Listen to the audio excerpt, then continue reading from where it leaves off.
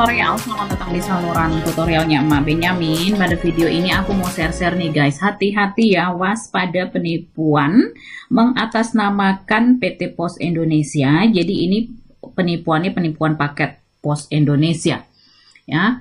Aku terima di bulan Juli 2021, tapi kalau cek di Google itu dari tahun-tahun sebelumnya ada penipuan atas nama Pos Indonesia ini loh. Jadi tahun 2020 ada, tahun 2019, pokoknya banyak banget, tahun-tahun sebelumnya juga ada ya.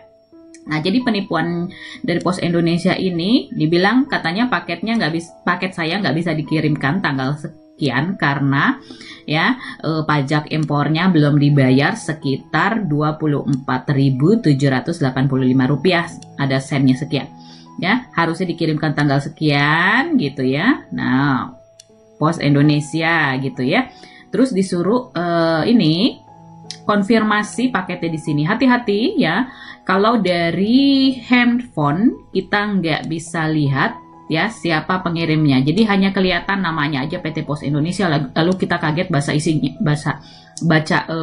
isi emailnya, hah, paketku nggak bisa dikirim. Nah, tapi kalau kalian nggak ada merasa pesan online dari entah dari Indonesia atau dari luar negeri segala macam paket, nah ya udah diacuhkan aja, nggak usah dibalas email scam, email penipuan begini guys. Dan hati-hati kalau dari handphone jangan klik-klik link sembarangan ya, karena ini phishing email ya. Phishing itu dia mau mengambil informasi data kita seperti nama lengkap, alamat, kemudian nomor handphone, dan terutama nomor kartu kredit kalian mau dicuri itu ya.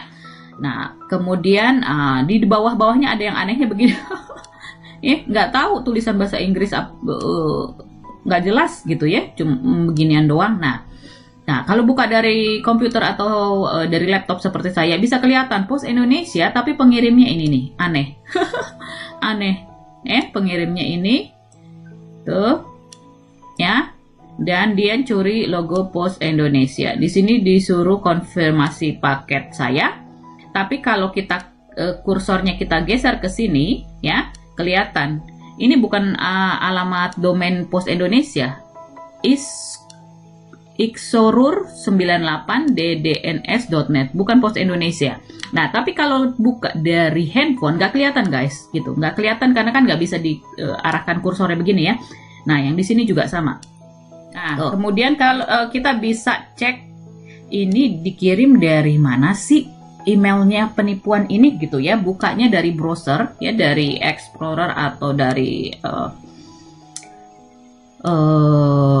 Linux atau pokoknya dari Explorer dah ya guys. Nah, buka emailnya, jadi kita bisa lihat nih 3 titik mendatar ini, diklik pada emailnya, kemudian lihat pesan mentah. Ini mau ngecek, mau tracking ini yang kirim siapa ya, di negara mana ya. Nah, kemudian, nah ini ya, ini email mentahnya. Dari sini kita bisa ngelihat tuh ya, radiologiassistent.nl, NL Belanda. Tapi bisa juga penipunya itu sebenarnya bukan dari Belanda guys, tapi entah dari negara mana. Nah, menggunakan ini emailnya dari Belanda, oke. Nah, kayak begini bisa kelihatan. Kemudian ini kita copy semuanya, nanti bisa dipaste di klik kanan, copy, dipaste di ini buat tracking email. Nah, di sini alamatnya, ini tadi saya udah masukin ya. Coba saya ulang lagi. Nah, ini tadi yang saya masukin. Coba ini kayaknya, nah bikin kosong dulu begini ya.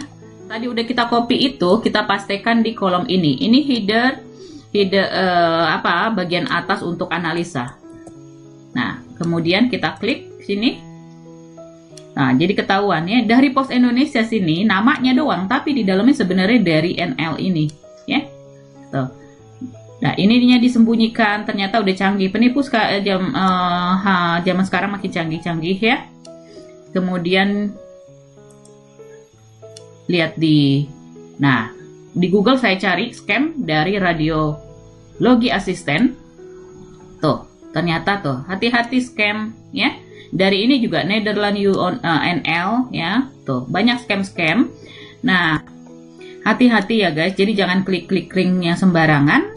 Kemudian kalau ada formulir, isi nama lengkap, kemudian alamat kartu kredit, atau kalian memang ada pesan paket dari Pos Indonesia. Kemudian kalian masukinlah nomor kartu kredit kalian pengen bayar gitu, ternyata ketipu.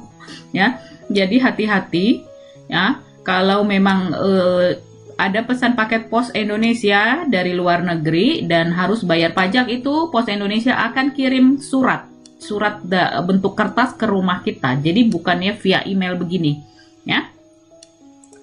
Selain penipuan PT mengatasnamakan PT Pos Indonesia gini, banyak banget guys. Jadi dari bank ada, dari Nutella ada, dari segala macam produk ada gitu ya. Misalnya mau kasih sampel ini, minta nama, alamat, nomor telepon. Hati-hati ya, data kalian bisa disalahgunakan untuk pinjaman online.